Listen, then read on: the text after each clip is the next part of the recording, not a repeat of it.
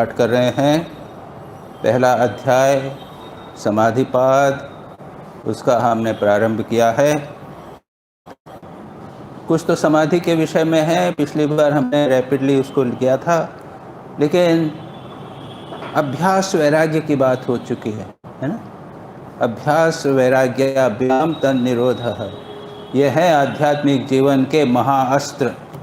अभ्यास और वैराग्य, हमने ये भी देखा था कि अगर अभ्यास और वैराग्य न होवे तो कुछ नहीं होने वाला, और दूसरे और अगर वैराग्य बहुत है और अभ्यास नहीं होवे तो भी कुछ नहीं होने वाला, कुछ मिलेगा नहीं। जीवन में शुष्कता आ जाएगी। और राम का दृष्टांत है, भगवान राम तीर्थ कर रहे थे और उससे उनको वैराग्य हुआ था तो बिल्कुल उदास रहने लग गए थे, शुष्क हो गए थे। और शास्त्रकार यह कहते हैं कि अगर किसी व्यक्ति में तीव्र वैराग्य हो, अभ्यास नहीं होवे, और अगर उसका शरीर चला जाए तो वह व्यक्ति प्रकृति लीन हो जाता है। एक स्थिति होती है, वो प्रकृति के साथ लीन हो जाता है, उसके जीवन में मोक्ष जैसी चीज़ नहीं होती। खैर, उससे हमको कोई लेना देना नहीं। उसके आगे, उसके बाद में समाधियों का वर्णन किया गया है, चार प्रकार की समाधियाँ। उसके बाद में असंप्रज्ञात समाधि, ये सब बातें हुई थी। यह वह था भव प्रत्ययो विराम प्रत्यय अभ्यास पूर्व संस्कार शेषो अन्य, असंप्रज्ञात समाधि का वर्णन था। उसके बाद कहा था भव प्रत्ययो विदेह प्रकृति लीनानाम, ये हो गया, हमने ये किया था। वो थियोरिटिकल है, उससे हमको कुछ समझना नहीं। दो प्रकार के योगी होते हैं, भव प्रत्यय योगी और उपाय प्रत्यय योगी। जो योगी जन्म से ही उनको कुछ प्राप्त होता है, साधना नहीं करते हैं, उसको कहते हैं भव प्रत्यय। जन्म से उनको कुछ प्राप्त होता है, वो कुछ दिन तक रहता है, उसके बाद चला जाता है। फिर है उपाय प्रत्यय योगी, यानी जिनका उपाय के द्वारा, साधना के द्वारा वे जब कुछ प्राप्त करते हैं, योग प्राप्त करते हैं, उनको उपाय प्रत्यय योगी कहते हैं। और उसमें चार बातों की बात यहाँ पर कही है: श्रद्धा, वीर्य, स्मृति, समाधि, प्रज्ञा। तो ये चार जिनमें होते हैं वे योगी उपाय प्रत्यय योगी। और जहाँ तक हम लोगों का प्रश्न है, हम लोगों को भी इन चारों को अपने जीवन में उतारने का प्रयत्न करना चाहिए। श्रद्धा के बिना कुछ नहीं होने वाला। श्रद्धावान लभते ज्ञानम, भगवान गीता में कहते हैं, तत्परः संयतेन्द्रिय इत्यादि। और श्रद्धा शास्त्र गुरुवाक्य से सत्य बुद्धि एवं, शास्त्र में जो लिखा है, गुरु ने लिखा है, उसको सत्य मानना। इसके हमने दृष्टांत देखे थे, लाटू महाराज इत्यादि के देखे थे। गुरु ने बोला है, हम चाहे कुछ भी हो, रात को नहीं सोना है तो गुरु की बात है, मैं मानूंगा, चाहे बीमार हूँ, मर भी जाऊँ तभी लें छोड़ो। क्या श्रद्धा। वीर्य क्या है? एनर्जी। जो कार्य करना है, जो साधना करना है, उसमें लगे रहना, चाहे असफलता हो तो भी लगे रहना, छोड़ना नहीं, उसको कहते हैं वीर्य। बराबर उसमें देखिए, साधना, आध्यात्मिक जीवन, विशेषकर साधना जो है ना, ये बाधाओं का ही है और कुछ नहीं। और प्रत्येक व्यक्ति के जीवन में, जिसे कहते हैं, प्रत्येक जीवन में कठिनाई आती है, असफलता आती है, फिर भी उठना।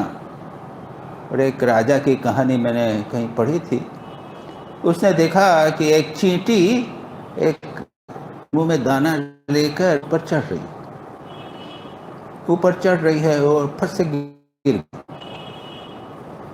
कठिन था, फिर चढ़ रही, फिर और थोड़ी सी ऊपर और गई, फिर गिर गई। वो करती रही, 15-20 बार गिरी होगी, फिर भी चढ़ती रही, अंत में वहां तक पहुंची। और ये राजा कई बार युद्ध कर रहा था, युद्ध में वो बार बार हार रहा था, हताश हो गया था, लेकिन उसको देखकर उसने कहा, नहीं, मुझे लगे रहना। इसको कहते हैं वीर्य। साधना में लगे रहना, चाहे कितनी भी कठिनाई होवे, चाहे कितने भी हम उसके अंदर असफल रहें। दूसरी बात कही थी स्मृति।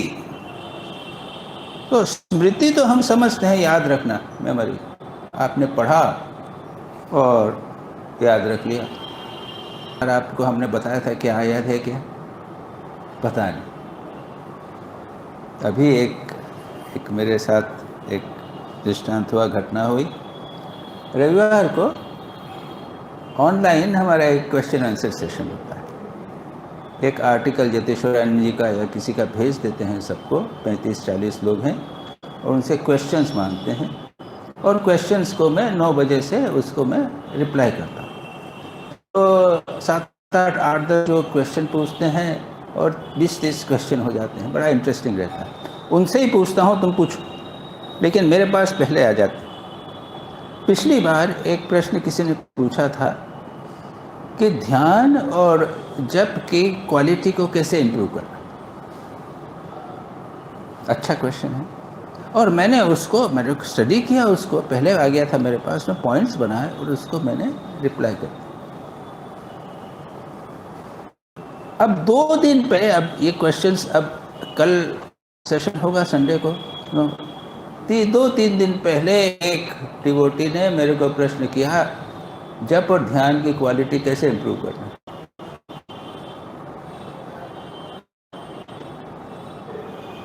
मैंने ऐसा डाला फोन पे उसको, अरे पिछली बार तो पूरा मैंने इन्फॉर्म किया है, फिर यही क्वेश्चन, अरे कैसे हुआ, क्या हुआ, कंफ्यूजन हो गया। तो ये तो स्मृति, अगर इतनी सी स्मृति होवे तो साधक जीवन में कैसे होगा। लेकिन यहाँ पर जो स्मृति की बात की गई है वो ये है कि हम जीवन में कुछ लेसन सीखते हैं, कुछ जीवन में हम कुछ बातें सीखते हैं, कुछ गलती करते हैं, उससे कष्ट पाते हैं। बढ़िया हमने समोसा खा लिया, अभी तो 2 बार 3 बार अच्छा समोसा बना है, शाम को यहाँ पे महाराज बना आ जाते हैं, बाहर से आते हैं, 4 समोसे खाए, दूसरे दिन पेट खराब हो गया। अब 4 समोसे खाएंगे तो पेट खराब होगा। ये हमने एक सबक सीखा। अगली बार 7 दिन बाद फिर समोसा आए तो 5 सबक हमने अपने जीवन में नहीं डाला, भूल गए। इसको बोलते हैं विस्मृति। हमारे जीवन की दुर्घटनाएं, हमारे जीवन में हमने जो लेसन प्राप्त किए हैं, जो हमने सीखा है, उसको नहीं भूलना। स्मृति का बहुत इम्पोर्टेंट विषय। शास्त्रकारों ने तो ये कहा है, गीता में जो कहा है, आत्म ज्ञान विषयक स्मृति। शास्त्रों से, गुरु से जो सुना है उसको याद रखना, और ऐसे समय में समझ में आवे, जिस समय हमको ज़रूरत हो उस समय उसको वो याद आ जावे। हम बिना उसके साधक जीवन संभव नहीं। हम बार बार वही करते रहेंगे, वही गलतियां सारा जीवन करते रहते हैं। जहाँ हम हैं वैसे के वैसे बने रहते हैं। कई लोग पूछते हैं, ये प्रश्न आते हैं जैसे क्वेश्चन, कि इतना हम साधना ध्यान जब करते हैं, कुछ हमारे जीवन में कुछ प्रगति तो होती नहीं है, तो कहीं ना कहीं तो गड़बड़ है। अभ्यास नहीं है, वैराग्य नहीं है। वैराभ्यास है तो वैराग्य नहीं है। इतने वर्ष गए, जहाँ के हैं वहाँ के वहाँ रह गए, हमने जीवन से सीखा नहीं। जहाँ तक पहुँचे हैं उसके आगे हम बढ़े नहीं। और शास्त्र में सब बताया गया है। सावधानी से देखिए, क्रिश्चियन लिटरेचर, जैन लिटरेचर, सभी में स्टेप्स दी गई हैं। आपको पता लगाना आप कहाँ तक पहुँचे। फिर ये भी बताते हैं कि यहाँ तक पहुँचे तो आप क्या करें। अगर साधक होवे ठीक से तो उसको बहुत चीज़ें, इंस्ट्रक्शंस मिल सकती। तो खैर, इसको हमने कहा था स्मृति। उसके बाद है समाधि प्रज्ञा। समाधि प्रज्ञा का अर्थ है, प्रज्ञा यानी इंटेलिजेंस। और समाधि के संबंध में, मन को एकाग्र करने के संबंध में, जो हमारे मन में एक इंटेलिजेंस से अधिक चीज है प्रज्ञा। प्रज्ञा यानी बुद्धि मात्र नहीं है। व्यक्ति में एक कैपेसिटी, एक प्रकार की एक मेधा जम बढ़ जाती है, प्रज्ञा आ जाती है कि वो ध्यान करेगा तो ऑटोमेटिकली मन उसमें लग जाए। अभ्यास के द्वारा धीरे धीरे ये होता है और ऐसा व्यक्ति फिर आसानी से प्रगति कर सकता है। तो ये हुआ समाधि, प्रज्ञा। ये चार जिसमें होती हैं होते उपाय प्रत्यय योग। इसके बाद में एक बहुत महत्वपूर्ण सूत्र आता है, और हम रामकृष्ण मिशन के ठाकुर के फॉलोअर्स, ठाकुर को हम अपना इष्ट मानते हैं। हमारे लिए ये अपरिचित नहीं है। क्या है? तीव्र संवेगानाम आसन्न। यह है 21वां सूत्र है। तीव्र संवेगानाम, जो तीव्र संवेग वाले हैं उनका आसन्न। संवेग, तीव्रता, इंटेंसिटी, व्याकुलता, ये वर्ड एक प्रकार के लिए। तत्परता, स्पीड, रफ्तार, जिनकी तीव्र है, संवेग शब्द का ये अर्थ। संवेग शब्द का ये भी कहते हैं, वो शास्त्रकार में जहाँ पर है, यहाँ पर पतंजलि योग सूत्र के व्यास भाष्य वगैरह में कहते हैं, संवेग का अर्थ यह है वैराग्य मूलक साधना कार्यों में तत्परता। ऐसा क्या? कोई बात, साधना में तत्परता, लगे रहना। ठाकुर जिसे बोलेंगे व्याकुलता। और याद रखिए, ठाकुर ने व्याकुलता का कितना अधिक महत्व दिया। ठाकुर के जीवन में जैसे व्याकुलता वैसे हो सकती है। ठाकुर कहते हैं भगवान के लिए रो, 3 दिन में भगवान का दर्शन। बोलते हैं ना, 3 दिन रोने से ये। आप लोग कभी रोए भगवान के लिए? रोए? बोल नहीं सकते हैं।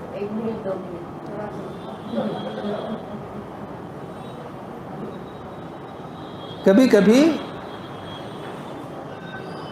थोड़ा रोने की प्रैक्टिस नहीं आ रहा है, व्याकुलता नहीं आ रही ठाकुर के लिए, भगवान के लिए हमको नहीं चाहते, तो भी कर लेना चाहिए। करके देखिए। एक घटना है, आप जानते हैं, रामानुजाचार्य की जीवनी। एक पुस्तक है ना, रामानुजाचार्य की जीवनी, स्वामी रामकृष्णानंद जी ने लिखी थी। और दक्षिण भारत में जब थे तब उन्होंने स्टडी किया था। बहुत सुंदर किताब, बहुत सुंदर। एक संत के द्वारा एक संत की जीवनी, ऐसी किताब मैंने 2 बार उसको पढ़ा है। इंग्लिश में है, हिंदी में पता नहीं अनुवाद हुआ होगा कि नहीं, हो गया होगा। उसमें एक वर्णन आता है, एक रामानुजाचार्य का शिष्य था और वो देखता था कि भक्त लोग जो हैं वो कीर्तन होते हैं, उसमें नृत्य करते हैं, उनके आंखों में से आंसू आते हैं, पुलक होता है, इसको कुछ नहीं होवे। वो चाहता था कि कुछ तो होवे, मुझे कुछ नहीं होवे। तो लोग अच्छा नहीं लगे, सब लोग तो रो रहे हैं, आंसू आ रहे हैं, उसको नहीं आ रहे। तो उसने आर्टिफिशियल आंसू लिया। रामानुज को पता चल गया।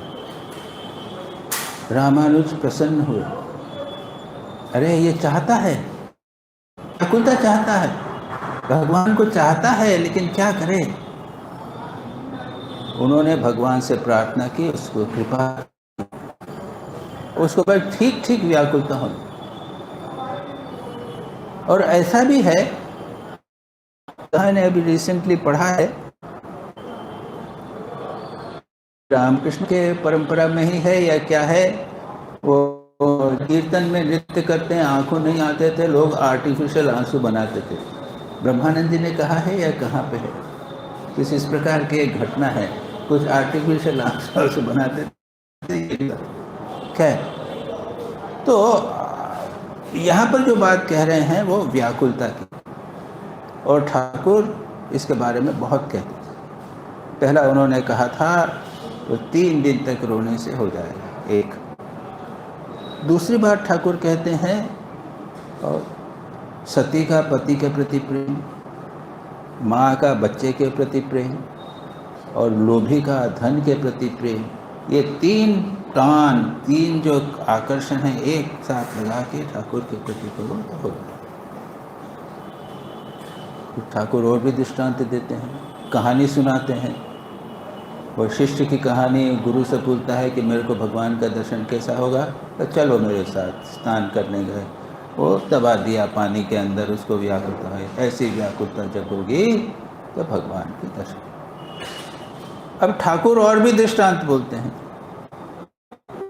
एक बच्चा माँ से कहता माँ पैसा दे, माँ के नहीं दूंगी, रोने लग जाता, माँ पैसा दे पैसा दे। अब उन्हीं मना करके कहें, बाबूजी मना करके कहें नहीं देना, अभी ये पतंग लेके और झमेला करेगा, फिर भी नहीं छोड़ेगा। तो माँ फिर अपने सहेलियों के साथ बैठी हुई कहती है, अरे दाड़ा जरा इसको जरा शांत करूँ, आती हूँ। जाके वो ठाकुर में जवाब है, खड़र खड़र करके अपना वो बॉक्स खोलती है, 1 पैसा उसको फेंक देती है। या फिर दूसरा है, ठाकुर वो कहते हैं हृदय राम का बच्चा उनके साथ में है ना, दिन भर खेलता रहा, दिन भर तो खड़ा था, आती थी कर रहा है, तो बुला रहा है, ये कर रहा है, खुड़ो वो चिकमिकी हो रही है, सब कर रहा है। शाम हो, माँ जाओ, अब कुछ नहीं अच्छा लग रहा है, ये खिलौना वो नहीं, ये खिलौना वो नहीं, माँ के पास। और फिर वो एक प्रेमचंद जी की या किसकी कहानी है, किसी फॉरेन राइटर की कहानी है, इंग्लिश में, द लॉस्ट चाइल्ड, बड़ी सुंदर कहानी। एक बच्चा माँ के साथ मेला देखने जाता है, माँ ये मेरे को दे दो, यहाँ माँ खिलौना, माँ का चल चल, मिठाई, इधर खड़ा रहता है, इधर देखता है, इधर देखता है, सब अट्रैक्शन बहुत सारे होते हैं। अचानक देखा माँ खो गई, कहाँ चला गया, अकेला रह गया, रोने लग जाता है। एक आदमी उठा लेता है उसको, कहा कि माँ माँ माँ, अच्छा ये खाना ले, खेला जो ये मिठाई ले लो, नहीं।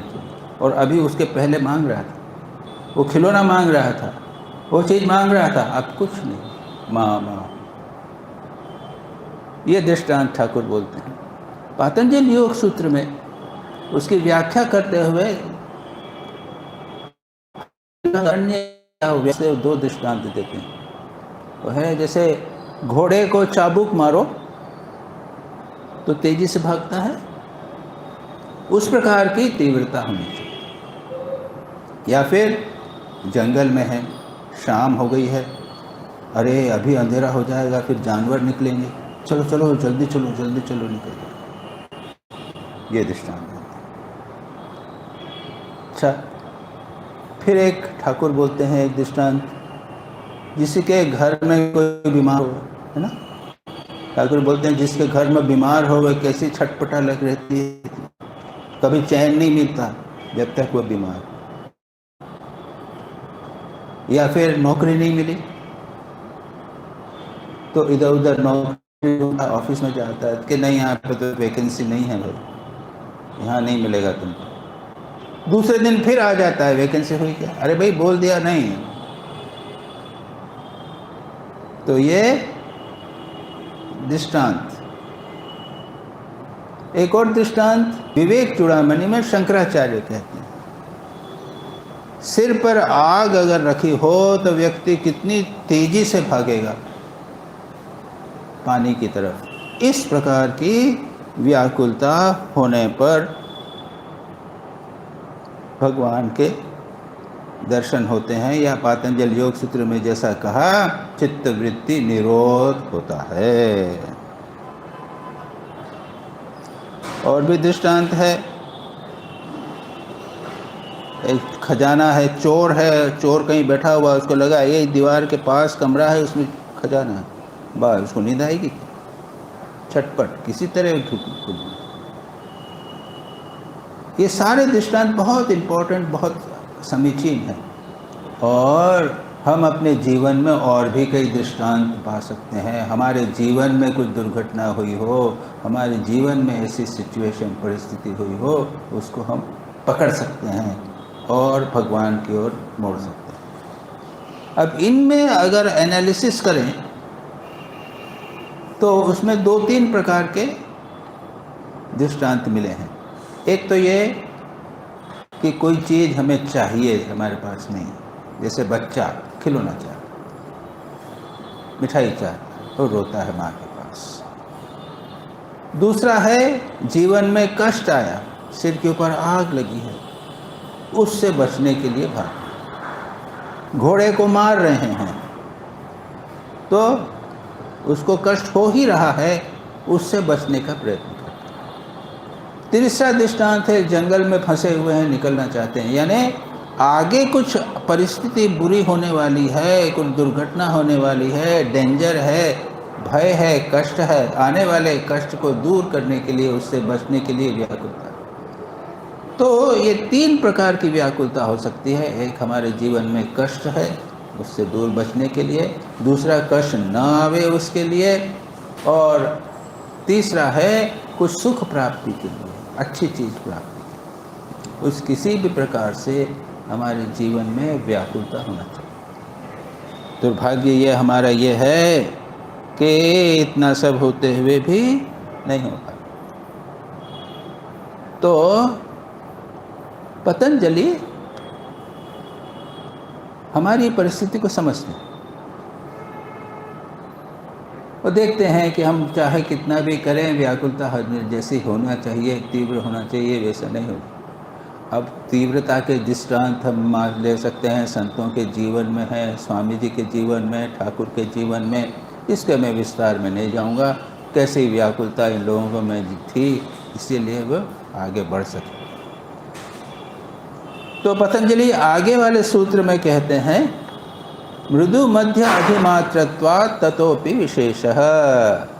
ये तीव्र व्याकुलता भी जो है उसके 3 कैटेगरीज कहिए, 3 स्तर कहिए।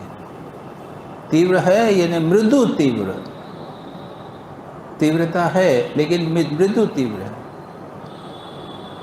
ये भी कह सकते हैं कि वैराग्य तीव्र है लेकिन अभ्यास तीव्र नहीं है, ऐसे भी क्लासिफिकेशन हो सकता है। या अभ्यास तीव्र है लेकिन वैराग्य तीव्र नहीं है। मृदु, मध्य लेकिन तीव्र थोड़ी सी ज़्यादा है, अधिमात्र बहुत अधिक।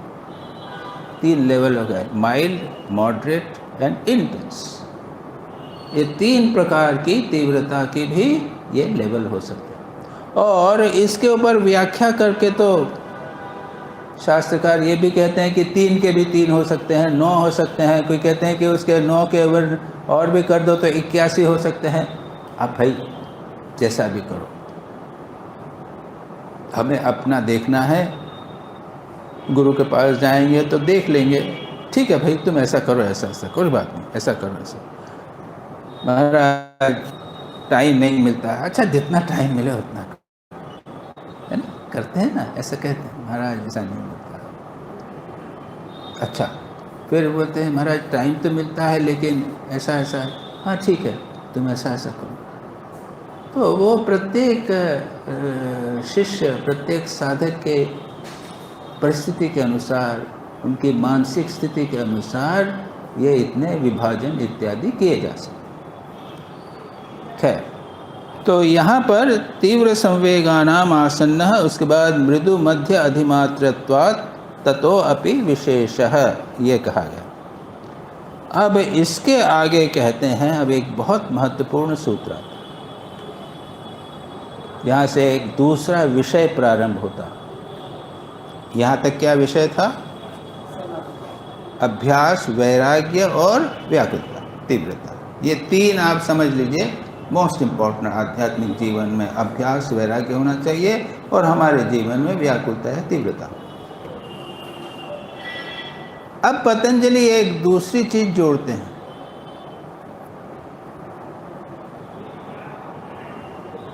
ईश्वर प्रणिधानात् वा यानी अथवा ईश्वर प्रणिधान के द्वारा भी चित्तवृत्ति निरोध हो सकता है।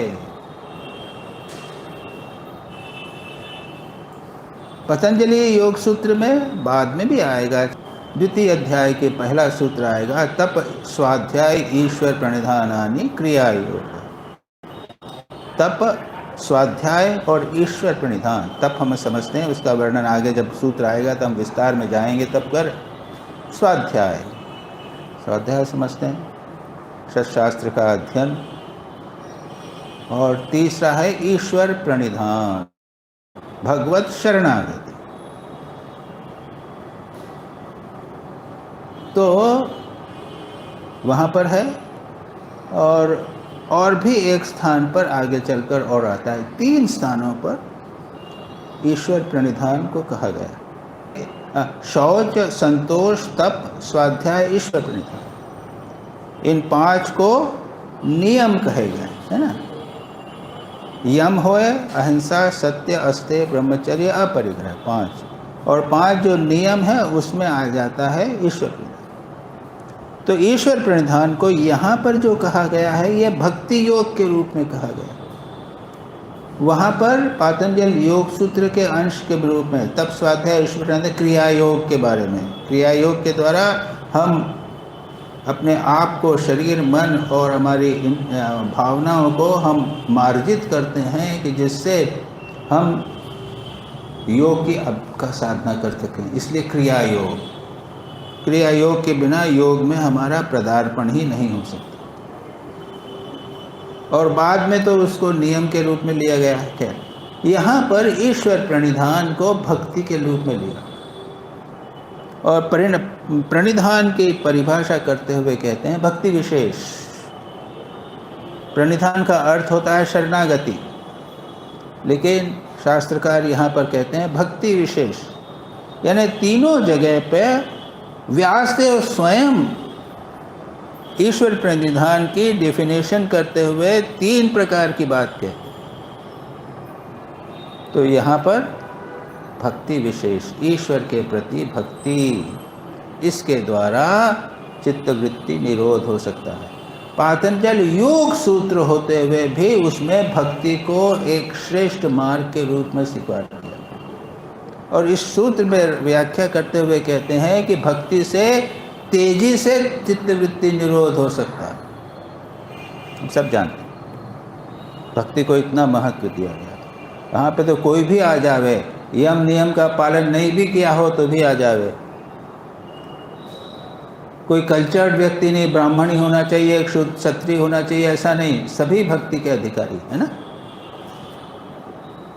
तो यहाँ पर उस बात को लिया गया है। और उसके बाद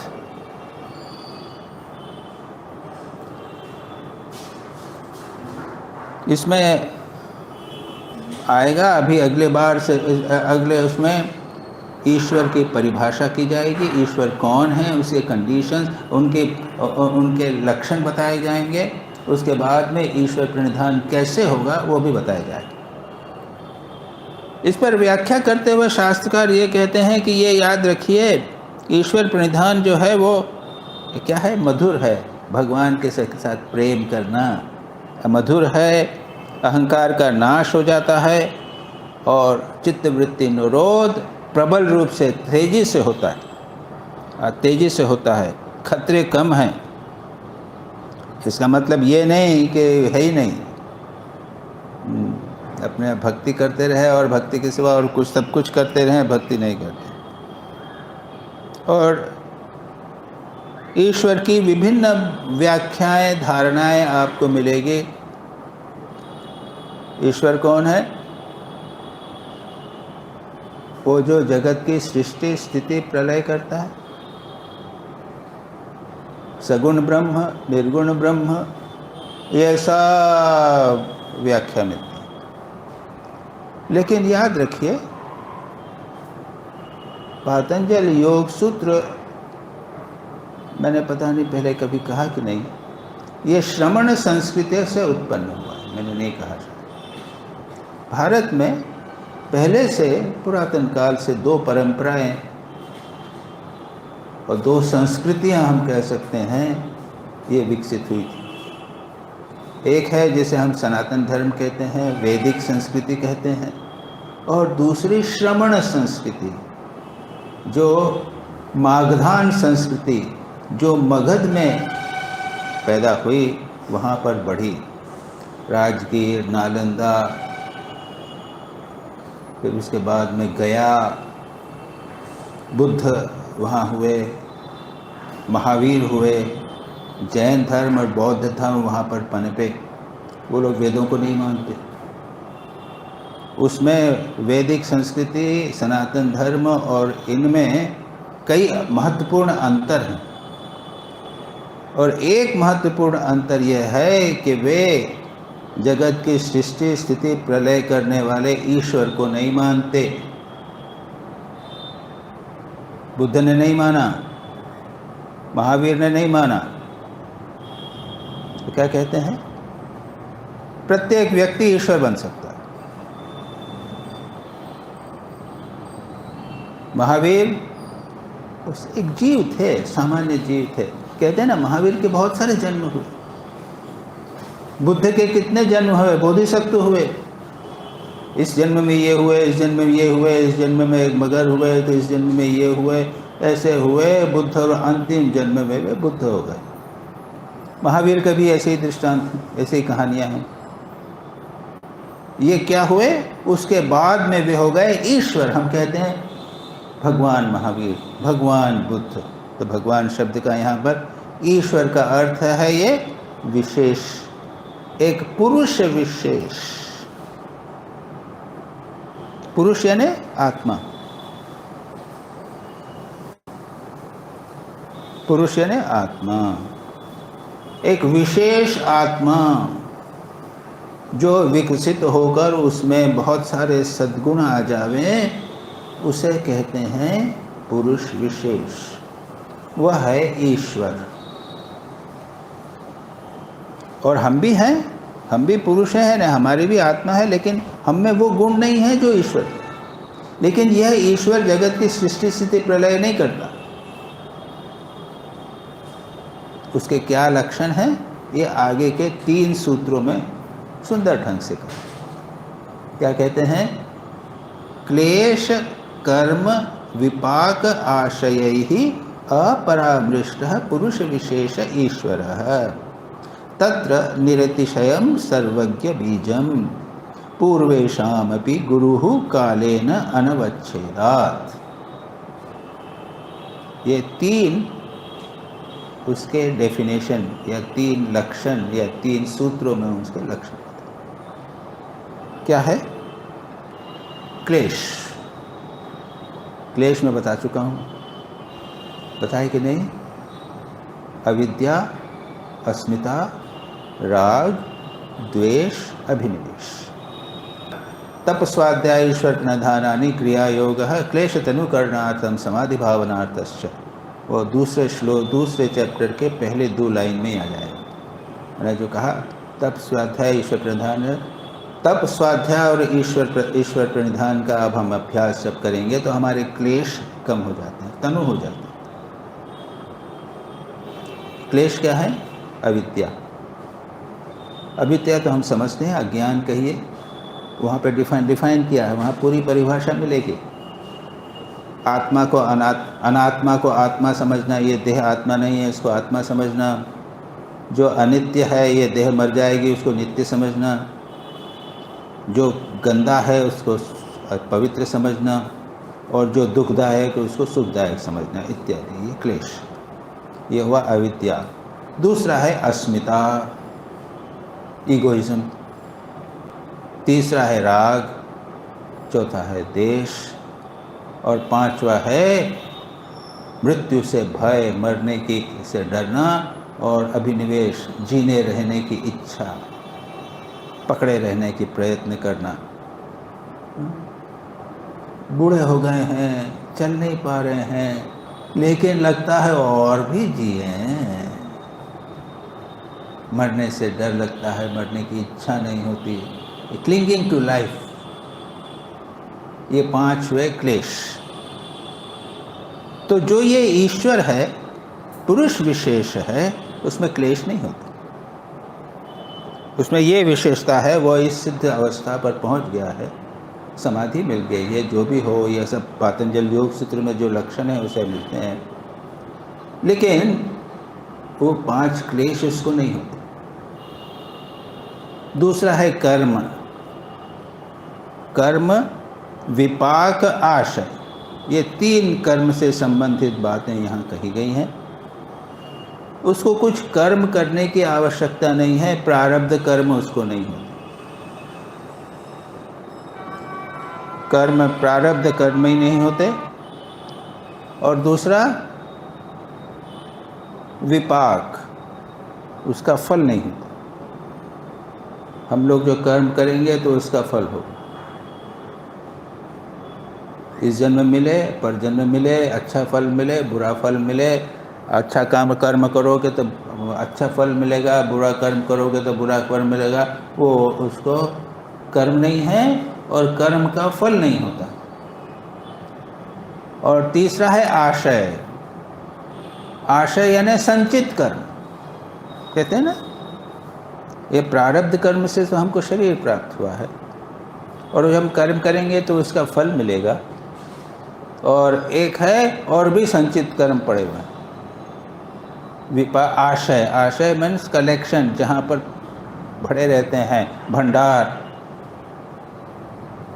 तो ये ईश्वर में ये चीज़ें नहीं होती। यहाँ सृष्टि स्थिति प्रलय नहीं, ये कुछ नहीं बताया उसको।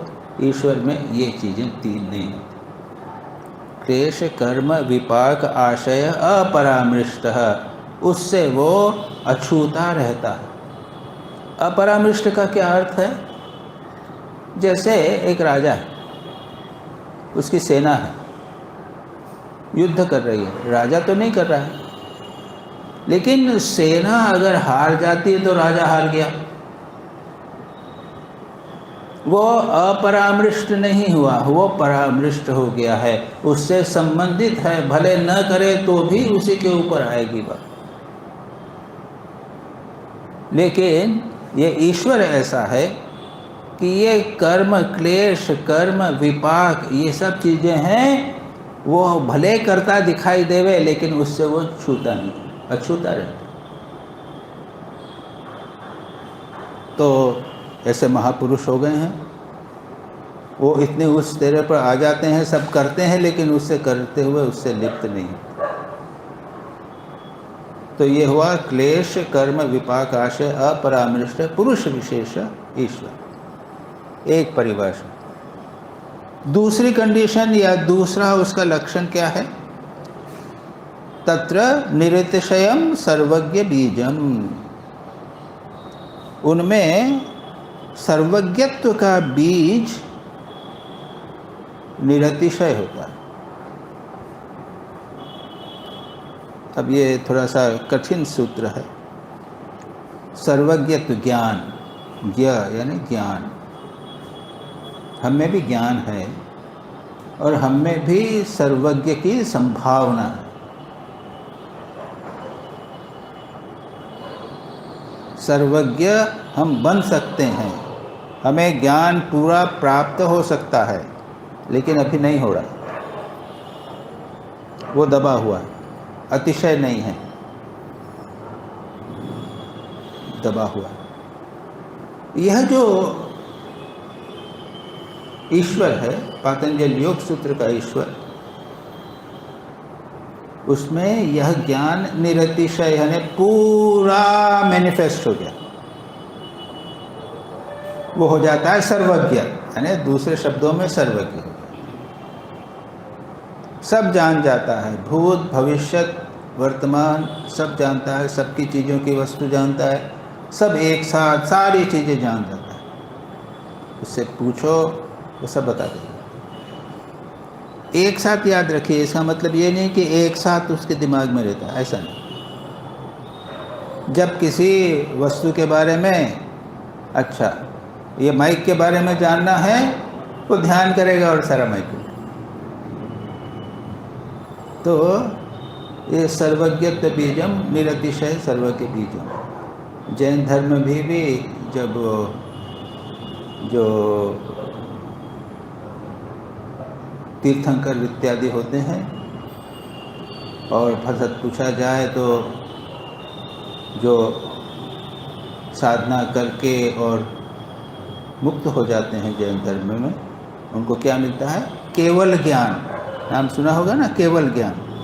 केवल ज्ञान यानी दो इसके विषय हैं, एक तो प्योर नॉलेज, आत्मा की नॉलेज, और दूसरी भी बोलते हैं उनको उसके पहले की और भी ज्ञान होते हैं, मति ज्ञान, श्रुति ज्ञान, अवधि ज्ञान, अलग अलग लेवल के ज्ञान। तो वो सब उनको प्राप्त हो जाते हैं, यानी एक साथ नहीं, जब भी चाहें जो भी ज्ञान प्राप्त करना चाहें वो ध्यान के द्वारा वे प्राप्त कर लेते हैं। यही बात यहाँ पर कहते हैं, तत्र निरितिशयम सर्वज्ञ बीजम।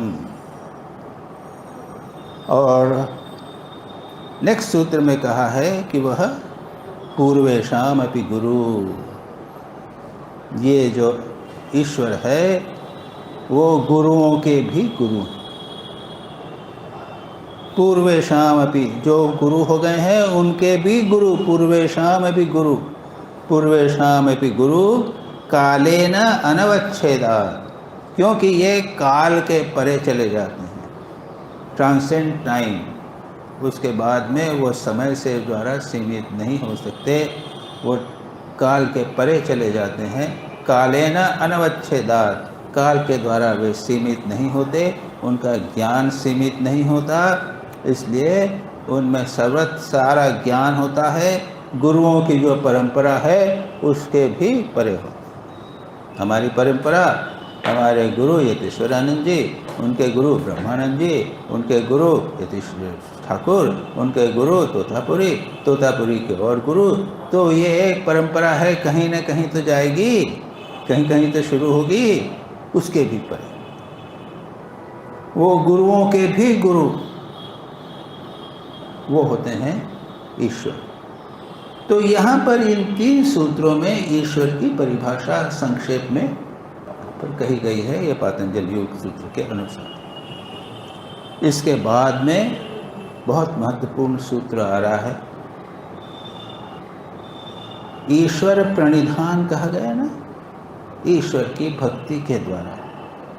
ये ईश्वर प्रणिधान कैसे करना, ये तो एक विषयांतर हो गया। ईश्वर की परिभाषा क्या है, ईश्वर कौन है, ये बताया गया।